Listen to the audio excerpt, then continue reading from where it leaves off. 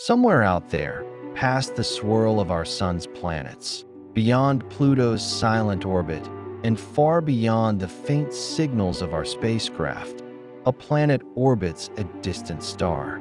Kepler-22b, a name without poetry, yet a world wrapped in potential. It's not the closest, it's not the biggest, but it was the first to whisper something revolutionary.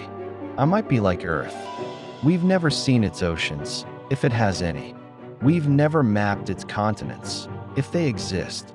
We've never heard its winds, touched its soil, or witnessed a single sunrise on its alien sky. And yet we stare, with data, with wonder, with hope. Because this world, more than most, might hold the answers to a question as old as starlight itself. Are we alone? Asterisk. It began with a flicker. In 2009, NASA's Kepler Space Telescope began its silent vigil, watching over 150,000 stars with unwavering focus.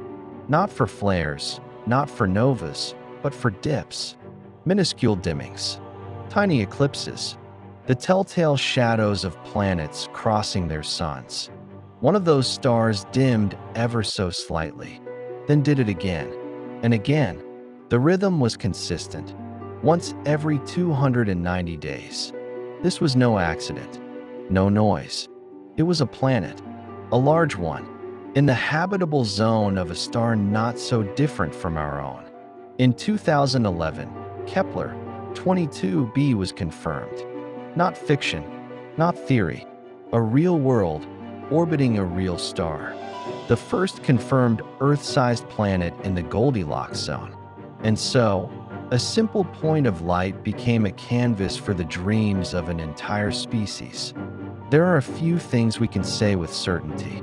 Kepler-22b is located about 600 light-years from Earth. It orbits a G-type star, not unlike our Sun, though slightly smaller and cooler. Its orbital period is 289.9 Earth days. It is about 2.4 times the diameter of Earth. Its surface temperature, assuming an Earth-like atmosphere, could be around 22 degrees Celsius, 72 degrees Fahrenheit, remarkably temperate. But here's the secret hidden in the statistics. These facts are only the edge of a much deeper mystery. Because these are inferences, not images. Estimates, not encounters. We've never seen its surface, never tasted its air, never heard its sounds. Everything we know is drawn from the faintest of clues, a whisper in the dark. Asterisk. If you were to arrive at Kepler-22b, the very first question wouldn't be whether there's water, or land, or animals. It would be, can you breathe? Asterisk. The atmosphere of a planet determines everything: pressure, climate, habitability. A perfect planet with the wrong gases is still a death sentence. But here's the challenge. We don't yet know what Kepler-22b's atmosphere is made of. It might be thick with carbon dioxide, like Venus, creating an invisible oven. It might be hydrogen-rich, like a mini Neptune, vast, stormy, and unwalkable. Or it might be nitrogen-oxygen, Earth-like, a sky you could step into with only a mask and suit. But for now, the atmosphere remains hidden behind the veil of distance. To solve that mystery, we'll need spectroscopy, reading the colors of its starlight, looking for the chemical fingerprints of air. We are only just beginning to do this. Until then, the air of Kepler-22b is pure speculation. It could sustain life, or it could erase it. Asterisk. Asterisk. Even if you could reach it, even if your ship cut through the centuries and touched down in orbit, what would you find? Would there be continents, mountains, oceans sparkling in the light of a distant sun? Or would there be nothing to stand on at all?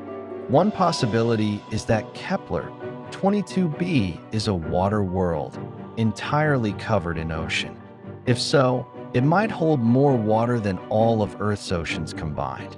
It would be a world without land, where life, if it exists, may have evolved entirely underwater. Alien marine ecosystems, invisible to our eyes. Another possibility is that it's a super-Earth, rocky, solid, with higher gravity, thicker crust, and unfamiliar geology. Mountains may rise higher, rivers may run deeper, weather may behave differently. Life may have evolved stronger to survive the increased pressure of gravity. And then, there is the unsettling third option. That Kepler-22b is a mini Neptune, cloaked in gas, with no surface at all. Just swirling clouds, endless storms, and crushing depths. We won't know until we see. And seeing, from this distance, is the hardest task of all. Asterisk. Kepler-22b is bigger than Earth. But size doesn't always mean strength. We don't yet know its mass. And without mass, we can't calculate gravity. But if it's truly 2.4 times Earth's diameter and made of rock, its surface gravity could be much higher than Earth's. That means climbing hills would feel like lifting mountains. Walking would exhaust you. A falling leaf would hit like a stone. Evolution under higher gravity might favor compact life, dense, low to the ground, built for pressure. Or perhaps it's less dense, a water or gas world, and gravity is weaker than we expect.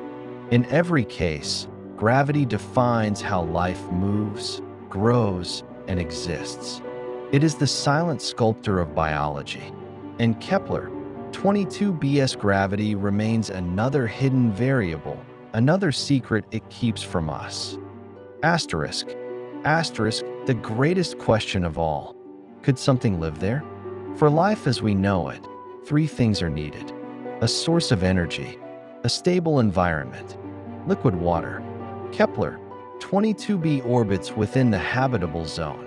That's not a guarantee of water, but it means water could exist. Its star is stable, not flaring wildly, not aging out. And if the temperature estimates are correct, the surface might be warm enough for oceans, lakes, or even rain. But water alone does not mean life. The question is not just can life exist, it's did it? Is something swimming beneath alien tides?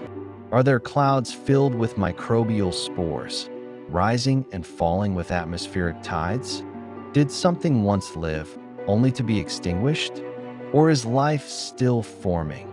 In the first sparks of biochemistry? We may never know. But life, if it's there, may not be obvious.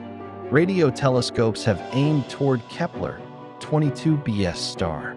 We have listened for the faintest signs of technology, a transmission, a code, a beacon, but we've heard nothing. No languages, no patterns, just silence. But silence does not mean emptiness. Earth has been broadcasting for barely 100 years. From 600 light years away, we are barely a whisper.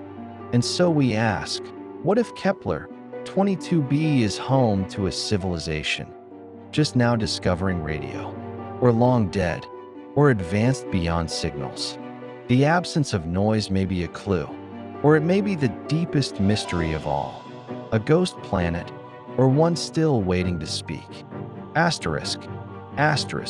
Every time we look at Kepler-22b, we are not seeing it now. We are seeing it as it was 600 years ago, when Galileo first turned his telescope to the stars, when Da Vinci was drawing flight machines, when Shakespeare had yet to be born. That's how long it takes light to reach us. In that time, Earth has changed completely. Kingdoms have fallen.